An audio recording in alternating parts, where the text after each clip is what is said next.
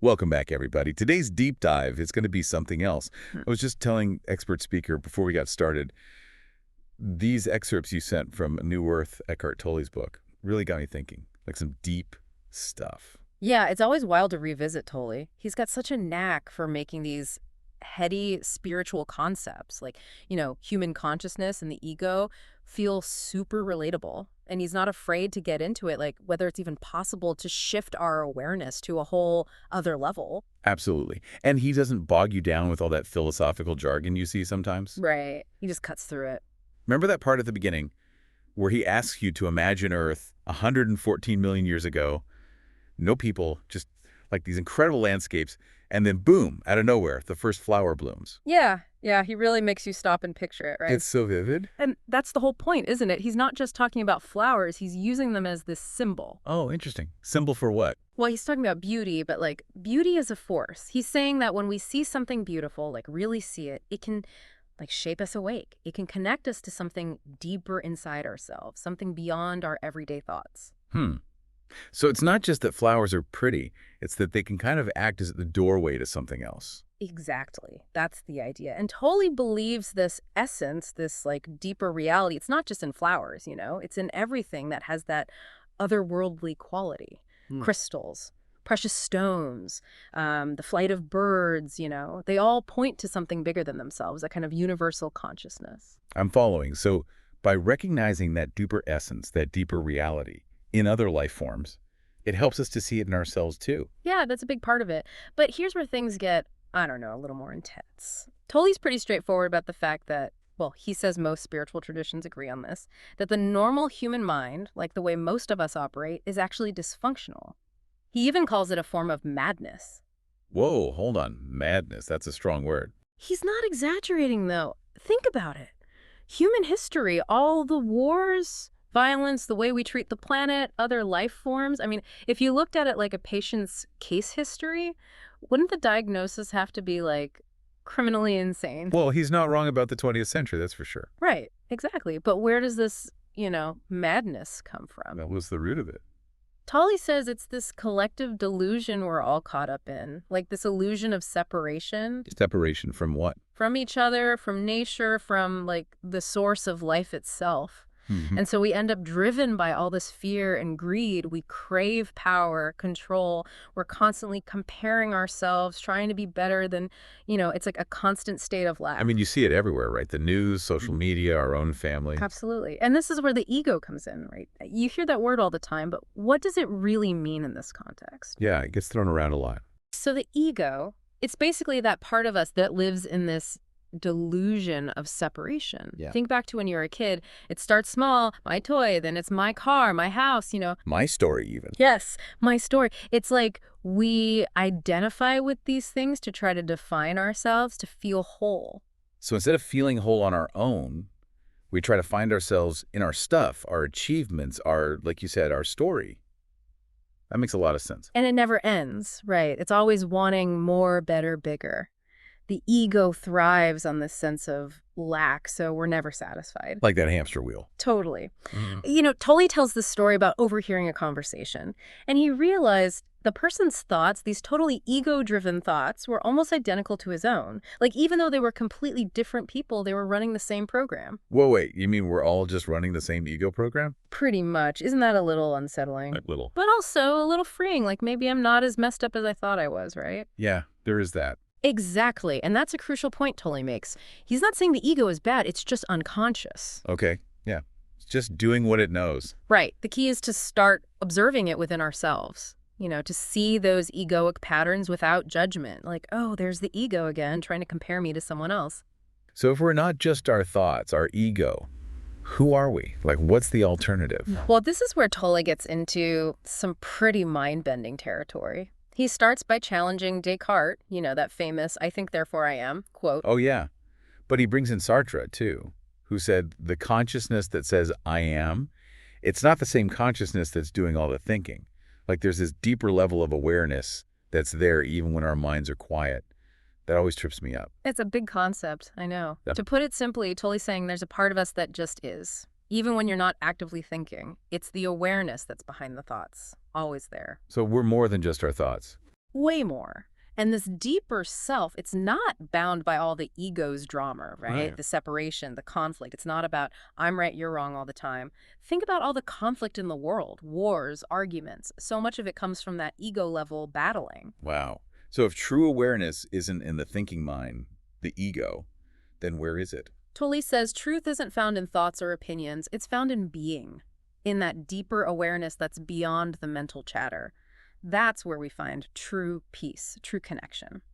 Okay, I'm starting to see the distinction. Yeah. So we've got this ego running the show most of the time, causing all the separation and conflict, but we also have this deeper awareness that's connected to something bigger. You got it. It's a lot to wrap your head around. And we haven't even talked about the pain body yet. That's another major piece of a new earth.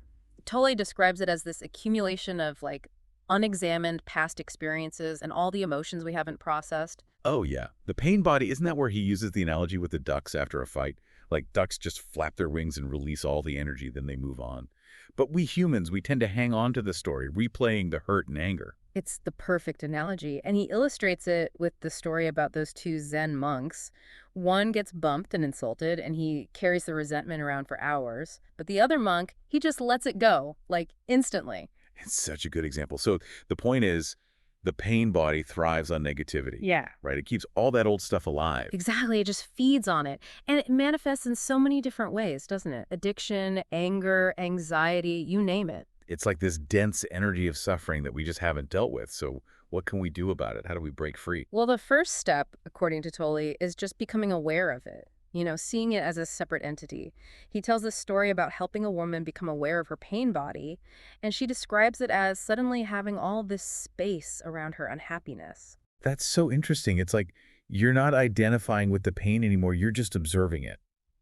It reminds me of that story about the man in the wheelchair at the restaurant. Remember how he just lashed out and totally talked about how it was like this eruption of collective pain. It's like those pain bodies were feeding off each other. That's a great point. He does talk about how pain bodies can be collective. It's not just personal. We can tap into each other's negativity and kind of amplify the suffering. It makes you wonder about how much of the conflict we see in the world is just pain bodies reacting to each other. It's definitely something to consider. And it's especially important to remember when we're interacting with children. Oh, right. He talks about how pain bodies manifest in kids, too. As parents or caregivers, it's so important to help them become aware of it, but without adding to the negativity, right? Absolutely. It's about creating that space of awareness and acceptance around the pain body instead of trying to suppress it or punish them for it. That's a great way to put it. So we're learning to create space around the pain, but Tolle also talks about this idea of finding inner space, like space within our minds. What's that about? That's a fantastic transition because he argues that we're so focused on form, on the external world, that it's hard to even be aware of this inner space. But it's there, that space between thoughts, the space where true happiness resides. Wait, so there's actually space between thoughts. Like our mind isn't just this constant stream of chatter. Exactly. We just don't notice it because we're so used to being caught up in the thoughts. But it's there. And that's where the peace is. He says it is. It's about finding stillness in the midst of all the mental noise. I love how he connects it to this quote by Nietzsche. Nietzsche said something like, "The greatest events are not our loudest, but our quietest hours." And then Tolle brings in the Zen story about the sound of a mountain stream. And the instruction is, enter Zen from there. Wow. So finding that stillness, that awareness in the midst of everyday life. Yeah, it's about finding those moments of presence in the everyday without needing something big to happen. Like just noticing the warmth of the sun on your skin or really tasting your coffee. Instead of needing a vacation or a promotion to be happy. Right. And Tolle suggests some really simple practices to help us access that inner space. Like just becoming aware of our breath or saying I am silently to ourselves, or just noticing the gaps between thoughts. It sounds so simple. It is simple, but it's not always easy, right? Our minds are so used to being constantly active. So we have to train ourselves to be more present. In a way, yeah. But the more we practice, the easier it becomes. This is fascinating. Okay, so inner space, that's important. But what about our purpose in the world? Like, what are we all here to do? Does Tolle address that? He does, and he says that beyond mere survival, our true purpose isn't so much about what we do, but about what we are, like our state of consciousness. So it's more about our inner being than our achievements in the world. That's exactly it. And he actually makes a distinction between inner purpose and outer purpose. Okay, interesting. So what's the difference? Our inner purpose, that's about awakening to this deeper dimension of consciousness that we've been talking about. Okay. But our outer purpose, that's about how we express that consciousness through our actions in the world. Got it. But how do we know what our outer purpose is? Well, that's where it gets tricky, because Tolle is very clear that awakening is an act of grace, not something we can earn or achieve through effort. Oh, so we can't just, like, work hard enough and suddenly become enlightened. Right. In fact, he says that if we treat awakening as a future goal, it can actually become an ego trap. How so? Well, it keeps us stuck in that cycle of wanting and striving, always focused on what we lack instead of what we already have. So if we're not supposed to strive for awakening, what are we supposed to do? His suggestion is that simply by being present in the now, our actions naturally start to align with our purpose. He even relates this to relationships. Like, he says that the field of awareness between two people becomes more important than the topic of their conversation. I like that. It's not about forcing things. It's about being present and allowing that deeper awareness to guide us. Exactly. And he ends that whole section with this really powerful line. He says, "What the future holds depends on your state of consciousness now." Wow. That really hits home. So it's not about figuring out the future. It's about being present right now. That's a big shift in thinking. It is. And that shift is at the heart of what he calls awakened doing. Awaken doing. It's not about rejecting action. It's about bringing this presence, this awareness to everything we do. And that includes recognizing our interconnectedness with everything. Like, we're not just isolated individuals. We're all part of this vast web of life. I think that's one of the things that makes Tolle's work so powerful. It's not just about personal growth. It's about realizing our connection to something much bigger than ourselves. Absolutely. And realizing that that connection can guide our actions in the world. So instead of operating from that ego level of separation, we can start to act from a place of greater awareness, compassion, and understanding. This is a lot to digest. We've covered so much ground already. The dysfunction of the ego, the power of the pain body, the importance of finding inner space, and this whole idea that our purpose is tied to our state of consciousness. I know, right? It's a lot. And there's still more to come. But before we dive into the next layer, let's take a moment to reflect. What's standing out to you so far? What feels most resonant with your own experience? I think for me, it's that whole thing about the ego never being satisfied, always searching, striving, and creating all this unnecessary suffering. Like, what if true happiness is less about getting what we want and more about changing how we see what we already have? You're really getting to the heart of it, I think. It's like Tully's suggesting this huge shift from defining ourselves by what we do to who we are, our state of being, our consciousness. And he's not shy about saying that can lead to big changes, not just inside, but in how our lives actually play out. So like this deeper awareness could actually change our relationships, our jobs, that kind of thing. He says it often leads to a realignment. Relationships might change, careers, all sorts of things. New opportunities popping up that you wouldn't expect. He actually tells the story about leaving academia and moving to North America, even though he didn't have this big plan, just followed his gut. Wow, that's like taking a leap of faith. Totally. He talks about surrendering to how life unfolds, even when it feels uncertain. And a big part of that, he says, is realizing we're not these isolated individuals. We're all connected, part of this huge web of life. That's what I love about Tolle. He brings it back to that bigger picture. It's not just self-help. It's like, well, I don't even know what to call it, but it's bigger. Right. It's almost like a shift in how we see reality itself. And when that happens, it changes how we act in the world. He talks about this idea of awakened doing, which isn't about not doing things. It's about doing them differently. Okay, yeah, I remember that phrase. So it's about bringing that presence and awareness to everything we do.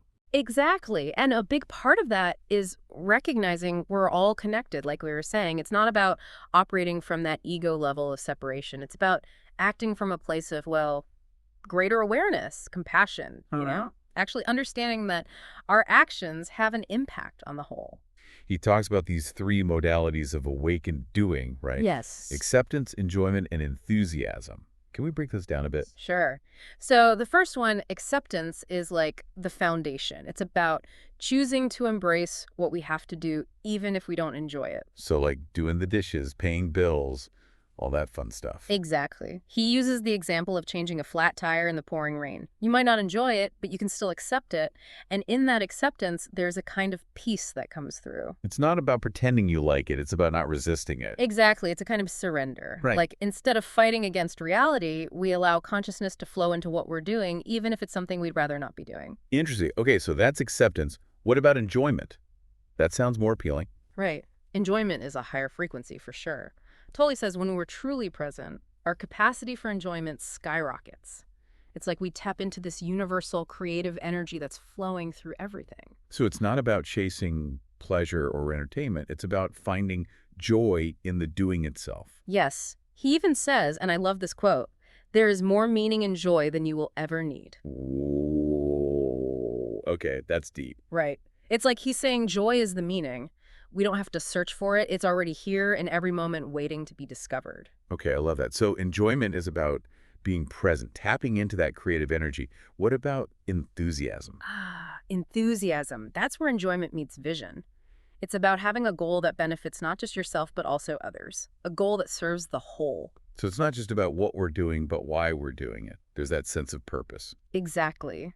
But he cautions against goals that are just like inflated images of ourselves, like wanting to be a movie star or a millionaire. Oh, right, because those are still coming from a place of lack of needing something external to validate us. Exactly. Instead, he encourages goals that involve an activity we're passionate about, something that connects us to other people, a way to let consciousness flow through us for the benefit of everyone. So it's about aligning our outer purpose with our inner purpose, so that what we do in the world becomes an expression of that awakened consciousness. That's a beautiful way to put it, and that's really the essence of what Tolle calls awakened doing, recognizing that our actions have an impact, and choosing to act from a place of awareness, compassion, and connection. So instead of being unconscious participants in this reality, we become conscious creators. Yes. It's a really empowering message, don't you think? Totally. It's like he's saying we have the power to choose how we show up in the world in every single moment. Yeah. And those choices have the power to create a ripple effect, not just in our own lives, but in the lives of everyone around us. And that brings us back to that incredible statement he made. A new species is arising on the planet, and you are it. Wow, that line really stuck with me. It's so bold, and it brings up so many questions. What do you think he means by that? Well, I think he's pointing to the possibility of a collective shift in consciousness, like moving away from those ego-driven, fear-based patterns that have dominated human history for so long. So moving towards a more awakened, more connected way of being. Exactly. And that can feel overwhelming, right? Like, how do we actually make that shift? It seems so huge. It does. And that's where Tolle's emphasis on present moment awareness comes in. It's not about forcing some future outcome. It's about cultivating a deeper presence in the now. Right, bringing that awareness to our everyday lives, to our relationships, our work, even the mundane stuff like chores. Exactly. He talks about practices like focusing on our breath, noticing those spaces between thoughts, really appreciating the beauty of nature. These simple things can help us ground ourselves in the present moment, and that's where the shift begins. It's like we're training ourselves to see the world with new eyes, to appreciate the miracle of existence in all its forms. And as we cultivate that present moment awareness, our actions naturally start to align with our deeper purpose. We become less reactive, more responsive. We start to act from a place of greater clarity, compassion, and understanding. So it's not about striving for perfection or trying to be some kind of spiritual superhero. It's about being authentic, being present, and letting our actions flow from a place of deeper understanding and compassion. Beautifully said, and that's what I find so hopeful about Tolle's message. He's not saying we need to achieve some superhuman level of enlightenment. It's about those small, incremental shifts in awareness that, over time, can have a huge impact on our lives and the world around us. He really challenges that idea that awakening is something far off in the future. He's saying it's available to us right here, right now. Absolutely, and that's what's so empowering about it. We don't need to wait for something to happen to start living a more conscious, more meaningful life. We can start right now with this breath, with this choice. The journey, not a destination. Perfectly put. And as we wrap up this part of our deep dive into a new Earth, I'm curious, what are you taking away from this conversation? What insights or practices feel most relevant to you right now? You know, that idea about joy being the meaning has really stuck with me. It's like We don't need to wait for something to happen to be joyful. The joy is already there if we just know how to see it. Yeah, I love that too. Like, we're always waiting for that next thing, that next achievement or experience, and we totally miss the joy that's available right now. Totally. And I think Tolle would say it's because we're so caught up in our heads. Oh, absolutely. He talks about how we're constantly thinking about the past, worrying about the future, and we forget to actually experience what's happening in this moment. Right. So then the joy just passes us by. And he gives us those great little exercises to bring us back, like, focusing on our breath, noticing the sensations in our body, just really tuning in to our senses. It's like hitting the reset button. Instead of all that mental chatter, we're just present. Exactly. And he's really clear that it's not about becoming some kind of Zen master or anything. It's about integrating that awareness into our everyday lives. Yes. He uses the example of like waiting in line at the grocery store. Instead of getting all impatient, we can use that time to like take a few deep breaths, feel our feet on the ground, just become present. Find those little pockets of peace throughout the day. Right. And the more we do it, the easier it becomes. And the amazing thing is, as we become more present, our actions naturally change too. We're less reactive, more thoughtful. We start to respond to situations from a place of clarity and compassion. So it's not just about feeling better, it's about being better. Yeah. Like a better person. Exactly. And that's what's so hopeful about all of this. It's not about achieving some kind of superhuman level of enlightenment. It's about making those small, everyday shifts in awareness that over time can make a huge difference, not just in our lives, but in the world. He really turns that whole idea of enlightenment on its head, doesn't he? Like, Yeah. it's not some far-off goal. It's here, now, if we just know how to access it. Yeah. And that's what makes it so empowering. We don't have to wait for anything to start living a more conscious, more meaningful life. We can start right now with this breath, with this choice. It's a journey, not a destination. Beautifully said. And as we wrap up our deep dive into a new earth, what are you taking away from this conversation? What are you going to bring into your life? Hmm. It's that reminder to focus on the being, not just the doing. Find that joy in the present moment. And remember that even the smallest shifts in awareness can make a big difference. I love that. And for me, it's that emphasis on our interconnectedness. We're all in this together. And our choices, no matter how small they seem, they really do matter. Absolutely. It's a powerful reminder that we're not alone on this journey. And the world needs all of us to step up and bring our own unique gifts, our own awakened consciousness to the table. Yeah, the world needs it now more than ever. Well, thank you so much for joining us on this deep dive into a new earth. We hope you found it as thought-provoking and inspiring as we did. Yes, thanks for listening, everyone. And until next time, may you find peace, joy, and purpose in the present moment.